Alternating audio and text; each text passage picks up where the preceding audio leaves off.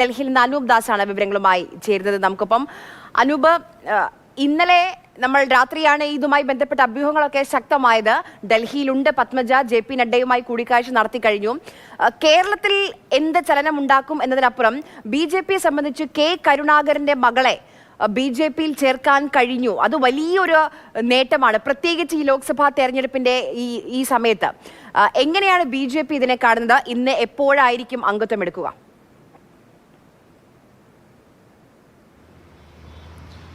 ആര്യ പറഞ്ഞ പോലെ K കരുണാകരന്റെ മകൾ BJPയിലേക്ക് പോകുന്നു എന്നത് BJPയെ സംബന്ധിച്ച് വളരെ പ്രധാനപ്പെട്ടതാണ്. അത് കേരളത്തിൽ മാത്രമല്ല, കേരളത്തിന് പുറത്തും, പ്രത്യേകിച്ച് ദക്ഷിണേന്ത്യയിലാകെ ഇപ്പോഴില്ലാത്തൊരു സ്പേസ് ഉണ്ടാക്കിയെടുക്കാൻ ശ്രമിക്കുന്ന BJPക്ക് വളരെ ഗുണപരമായ ഒരു നേട്ടമായി പത്മജ വേണുഗോപാലിന്റെ വരവ് മാറുമെന്ന കാര്യത്തിൽ യാതൊരു തർക്കവുമില്ല. രണ്ടാമത്തെ കാര്യം, പത്മജ എപ്പോൾ ഈ പാർട്ടിയിൽ ചേരും എന്നുള്ളതാണ്. 10:30 ശേഷം ഏത് നിമിഷവും ഏത് സമയത്തും പത്മജ പാർട്ടിയുടെ BJPയുടെ ദേശീയ ആസ്ഥാനത്തേക്ക് എത്തും എന്ന വിവരമാണ് നമുക്ക് ലഭിക്കുന്നത്. ദേശീയ ജനറൽ സെക്രട്ടറിയോ അതല്ലെങ്കിൽ പ്രധാനപ്പെട്ട ദേശീയ നേതാക്കളിൽ നിന്നാവും പത്മജ വേണുഗോപാൽ BJPയുടെ അംഗത്വം സ്വീകരിക്കുക. അതിനുശേഷം മാധ്യമങ്ങളെ കാണാമെന്ന നിലപാടിലാണ് പത്മജ ഉള്ളത്. നമ്മൾ അവരെ ബന്ധപ്പെടാനും സംസാരിക്കാനും പലതവണ ശ്രമിച്ചിരുന്നു, പക്ഷേ അതിന് സാധിച്ചിട്ടില്ല. ഈ കാര്യങ്ങളൊക്കെ വളരെ രഹസ്യമായി BJP കൊണ്ടുപോയി എങ്കിലും ഇന്നലെയാണ് ഇത് സംബന്ധിച്ച വിവരങ്ങൾ പുറത്തു വന്നത്. എന്തായാലും BJPയെ സംബന്ധിച്ച് ഞാൻ ആദ്യം സൂചിപ്പിച്ച പോലെ വളരെ പ്രധാനപ്പെട്ട നേട്ടമാണ്. തമിഴ്നാട്, കേരളം എന്നീ 2 സംസ്ഥാനങ്ങളിൽ യാതൊരുവിധ മുന്നോട്ട് പോക്കും പാർട്ടിക്ക് സാധ്യമാവുന്നില്ല, വലിയ നേട്ടമുണ്ടാക്കാൻ കഴിയുന്നില്ല എന്ന വിലയിരുത്തൽ കഴിഞ്ഞ കുറച്ചു കാലമായി പാർട്ടിക്കുണ്ട്.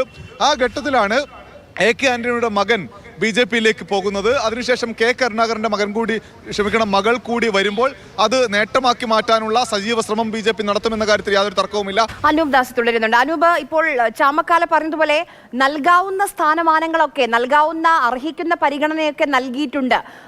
മത്സരിക്കാൻ ലോക്സഭയിലേക്കും നിയമസഭയിലേക്കും ഒക്കെ സീറ്റ് നൽകിയിട്ടുണ്ട്, നിയമസഭാ കാര്യ സമിതിയിൽ ഉൾപ്പെടുത്തിയിട്ടുണ്ട്. ഇതിലപ്പുറം എന്ത് ചെയ്യാനാണ് എന്ന് ചോദിക്കുകയാണ് കോൺഗ്രസിലെ നേതാക്കൾ.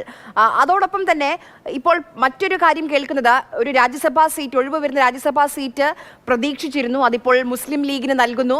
അതൊക്കെ വലിയ അസ്വസ്ഥപ്പെടുത്തിയിരുന്നു പത്മജയെ. അതോടൊപ്പം രാജ്യസഭയിലേക്ക് തന്നെക്കാൾ വളരെ ജൂനിയറായ ഒരാളെ പറഞ്ഞയച്ചതും പ്രയാസപ്പെടുത്തിയിരുന്നുവെന്ന്.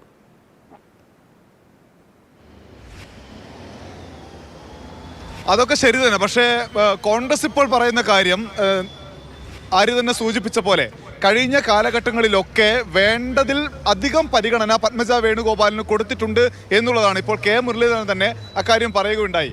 നിയമസഭാ തിരഞ്ഞെടുപ്പിൽ മത്സരിക്കാൻ പലവട്ടം സീറ്റ് കൊടുത്തു, മറ്റ് പലയിടങ്ങളിൽ പാർട്ടി സ്ഥാനങ്ങളിലെല്ലാം അവരെ ഉൾപ്പെടുത്തി, ഇപ്പോഴും ഉൾപ്പെടുത്തി. AICC അംഗമാണ്, KPCCയിൽ ഉൾപ്പെടുത്തിയിട്ടുണ്ട്, ഇതെല്ലാം പരിഗണിച്ചിട്ടുണ്ട്. പക്ഷേ അതേ സമയത്ത് തന്നെ പാർട്ടിയുടെ പ്രധാനപ്പെട്ട സമരമുഖങ്ങളിലോ അല്ലെങ്കിൽ സമരവേദികളിലോ ഒന്നും പത്മജയെ അങ്ങനെ സജീവമായി കാണാറില്ലായിരുന്നു എന്ന ഒരു കാര്യം കൂടി കോൺഗ്രസ് നേതൃത്വം പറയുന്നുണ്ട്.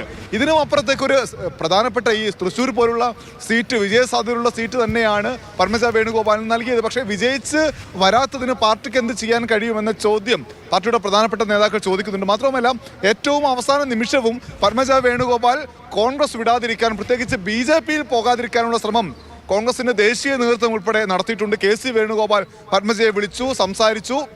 പക്ഷേ എന്നിട്ടും പത്മജ പാർട്ടിയിൽ നിൽക്കാൻ തയ്യാറായില്ല. ആര്യ സൂചിപ്പിച്ച പോലെ പത്മജയ്ക്ക് ഒരു രാജ്യസഭാ സീറ്റ് ലഭിക്കണമെന്ന ആഗ്രഹമുണ്ടായിരുന്നു, പക്ഷേ അത് അംഗീകരിക്കാൻ പാർട്ടി തയ്യാറായിരുന്നില്ല. ഇതെല്ലാം ആ നിലയിൽ തന്നെ പരിഗണിക്കുന്നില്ല എന്ന പ്രശ്നമുണ്ടായിരുന്നു.